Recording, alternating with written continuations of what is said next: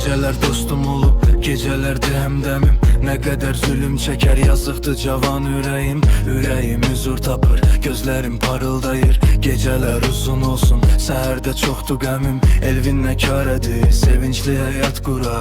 Qurmaq istəsəm də mən şəhər onsuz da vura.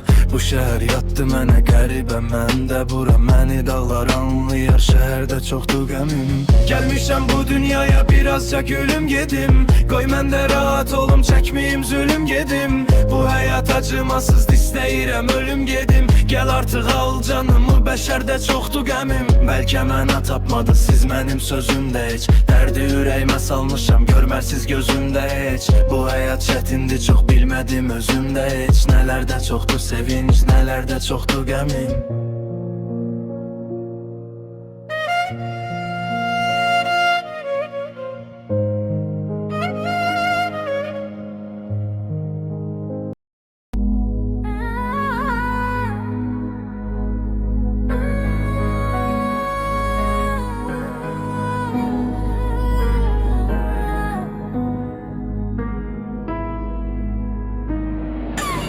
Bu həyat sıxır məni, ağlayıb gülmərəm heç. Yıxılsan uşaq kimi köməyinə gəlmərəm heç. Sən ki saymadın məni, sən ki sevmədin məni.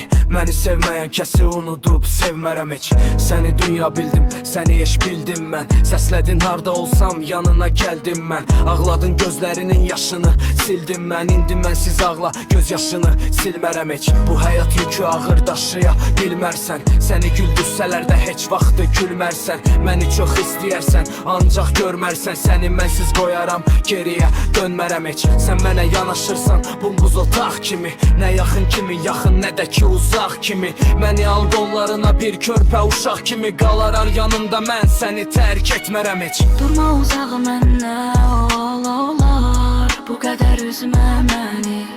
Mən ki səni çox sevirəm, özgələr də gəzmə məni. Durma uzağı məndən, olar bu qədər üzmə məni. Mən ki səni çox sevirəm, özgələr də gəzmə məni. Qulaq as sözlərimə, ay mənim canım gözüm. Mən səni tanıyandan güldü kədərli üzüm. Mən bir ocaq olum, sən də ol mənim közüm. Yanaram səninlə mən, bir ömür sönmərəm heç. Durma uzaq məndən, nə olar bu qədər üzmə məni.